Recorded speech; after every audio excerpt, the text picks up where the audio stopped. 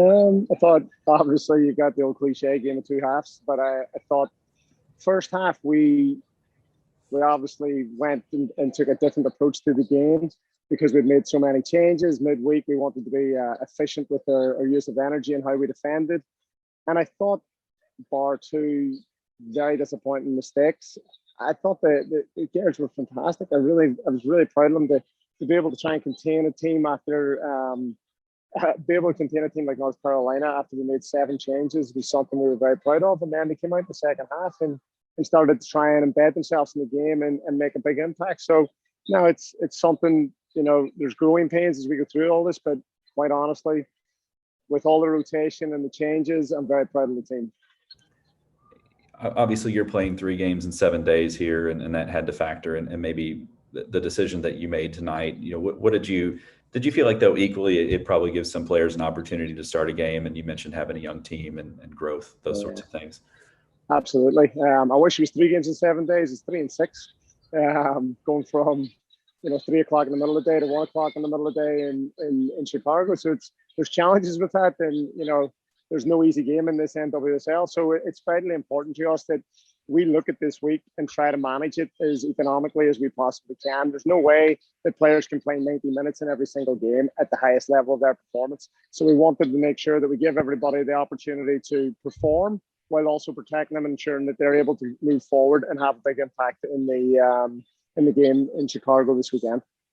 Okay. It does look like we have some questions. We'll go first Hayes, and then Tyler, if you want to go after him. Hey, Christy, can we assume that the players who didn't start today, Gemma Bonner, Ebony, Yuki, Emily Fox, will all of them, are you planning on starting them on Saturday?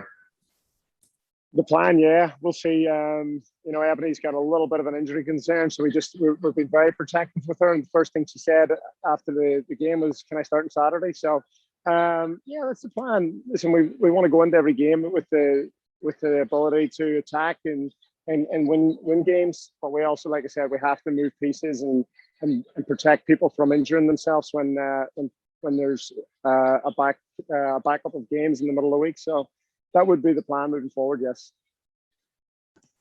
Christy, with what you've referenced is the approach tonight in terms of conserving some energy and getting some women some minutes who hadn't gotten as much this season. Do you look at tonight as more useful for like a longer term evaluation for some of those players as opposed to like an immediate one for some of them, just to see what some of them have to give so far? Oh God, yeah, absolutely. Like, the game's the best teacher, right? It doesn't lie to you. It doesn't cheat you. We sit down, we look at video, we look at the performance, and we have really good, honest conversations.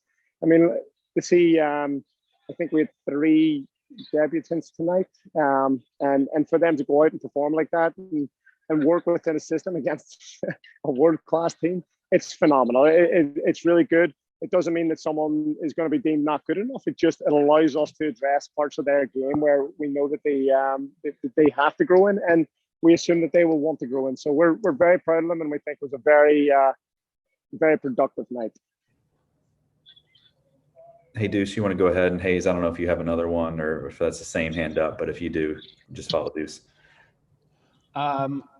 Obviously not the result that you guys wanted tonight, but nights like this, you mentioned getting a deeper bench and stuff like that. What were some positive takeaways that you noticed about tonight?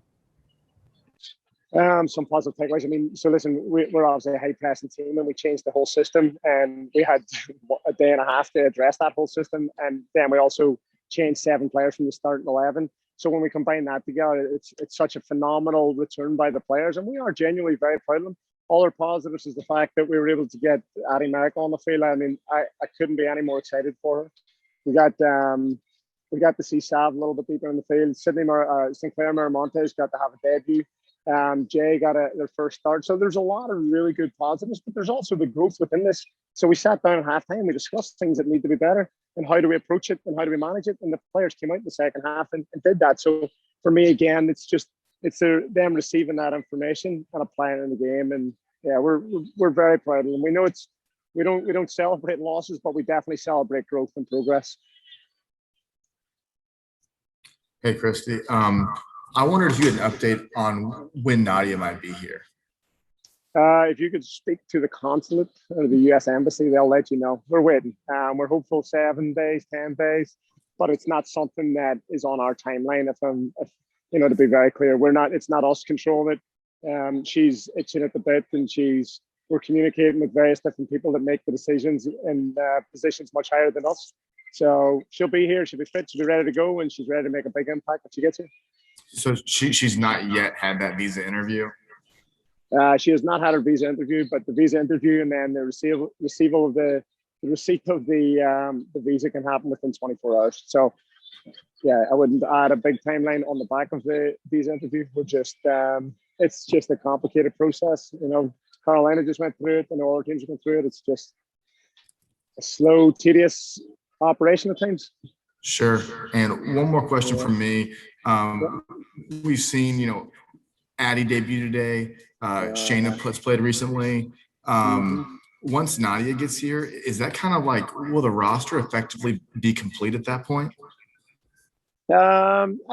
I suppose that would be our initial targets in place, yes. But is the roster ever completed? No. It's always evolving. It's always changing based upon systems that we're trying to employ and players that are available and unavailable. I mean, Addie Merrick, only 3 weeks ago, we were told he was going to be out for over a year. And it was heartbreaking. I'm standing looking at her 10 feet away, so psyched that she was on the field. So things do change. But in terms of our our initial targets, that would be them for now. Okay, thanks. All right.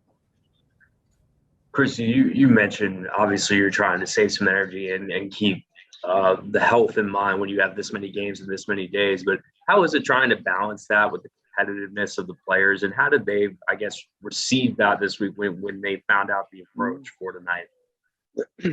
First and foremost, the players, I can't speak highly enough of them in terms of their buy-in and the receival of information, and they wanted to go. I'll tell you this: every single player wanted to play tonight. They played last on Sunday.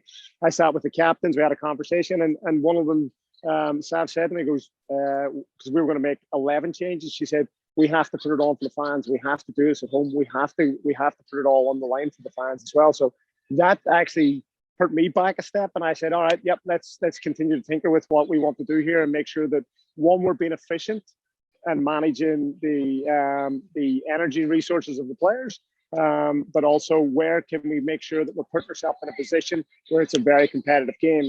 And quite frankly, I'm very far from happy with the 2 goals that we give up, 2 incredibly soft goals.